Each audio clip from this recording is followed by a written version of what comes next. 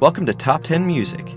If you haven't heard, country bad boy Ryan Adams has released his own standalone version of Taylor Swift's 1989. That's right, he didn't just cover Shake It Off, he covered the entire album, and it's stellar.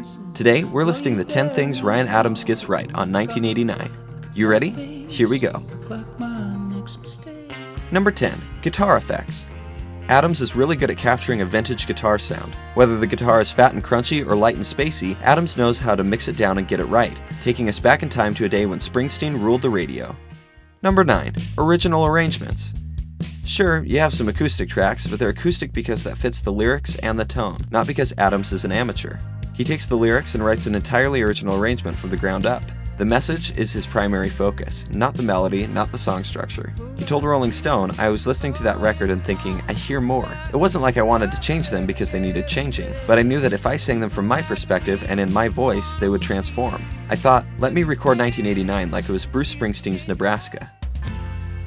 Number 8. Respect for the original. Adams clearly loves Taylor Swift's original album, and it shows. In reimagining the album, Adams must have pored over the lyrics, studied the originals, and connected with them on a personal level before starting production on his version of 1989. Swift herself is a fan of the album. She told Beats One, "They're not cover songs, they're reimaginings of my songs, and you can tell he was in a different place emotionally than I was. There's this beautiful aching sadness and longing in this album that doesn't exist in the original." Adams' version is 100% serious and never dips into parody. He puts his own unique spin on each song. The albums don't compete, rather, they complement each other quite nicely. Number 7. Production. What's beautiful about this album is that it's just that, an album. It's not a throwaway single or a YouTube publicity stunt. Ryan Adams went out of his way to make an enduring work of art. The production is slick, tight, and broad, leaving plenty of space for the organic expression of emotion. The production differs drastically from the music we hear on the mainstream radio that relies heavily on sub-synth bass and tons of compression.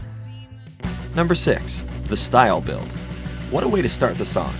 Seriously, he keeps the spirit of this song alive, capturing the feeling of a dark, moody drive between two roller coaster lovers perfectly. This build lends an earnest, manic aggression to style that Swift's doesn't have, implying that these roller coaster lovers are about to run off the tracks. Number 5. Attention to the forgotten songs. You'd assume that someone covering a blockbuster album would gravitate towards its radio singles in an attempt to ape their success and ride their coattails. Shake It Off was a big deal when it was released, and, for better or worse, Ryan Adams makes it sound like it never charted. It's easily the weakest song on the album. By deliberately flipping your expectations on their head, Adams is able to play up songs like How You Get the Girl and Clean. His reinterpretation of these songs make you appreciate the forgotten Swift originals even more. Number 4. Unexpected turns. The greatest thing about this album are some of the pleasant surprises that occur in his arrangements. After a minute and 14 seconds of acoustic guitar and a single vocal track on I Wish You Would, you'd be justified to assume that the track is going to remain that way all throughout, much the same way that the subdued Blank Space does. However, there's a sudden pickup by a slide guitar that introduces a full chorus that makes the song soar and takes it to a whole new level. This is but one of many unexpected turns that occurs throughout the album. Number 3. Raw, vintage sound. Taylor Swift's 1989 is a modern pop masterpiece, incorporating and improving on all of the tricks in the book. Heavy bass kicks, deep sub-bass drops, hip-hop influenced beats, vocal layering, and shimmering synths. It's a perfect package. What's great about Ryan Adams' 1989 is that it's not squeaky clean. It's not perfectly quantized. His voice is not perfectly tuned. This results in a sound that is much more raw, much more real. It's not better, just different. The human imperfections that come through are what make this album so emotional. Number 2. Cohesive, ambitious vision.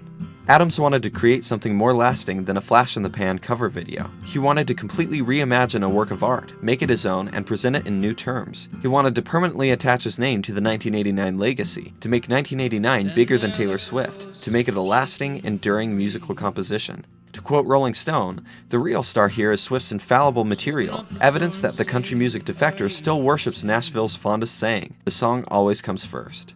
Adams puts the songs first in an entirely different way, transforming them, showcasing their infallible qualities, and making them more than songs from 2015. They're songs for now, and they're songs for the future, to be sung again and again. The number one thing Ryan Adams gets right is Bad Blood. When you think of the song Bad Blood, you probably think of the explosive, celebrity-packed music video, or maybe a track dripping with angst and catchy retribution, or the version of the song with Kendrick Lamar's acronym-heavy rap. Most haven't taken the time to really examine the lyrics and their implications. Ryan Adams has. When he sings the pre-chorus, all of the instruments drop out except for an acoustic guitar, and Adams reflects painfully on the good times. When the chorus drops, effective vocal doubling brings power to the melody as it soars over a musical swell. This is hands down the best track of the album, and one of the best T-Swift covers we've ever heard. There you have it, 10 things Ryan Adams gets right on 1989. Agree? Disagree? Who did it better, Swift or Adams? Make sure to check out both Taylor Swift and Ryan Adams' version of 1989, and subscribe for future lists.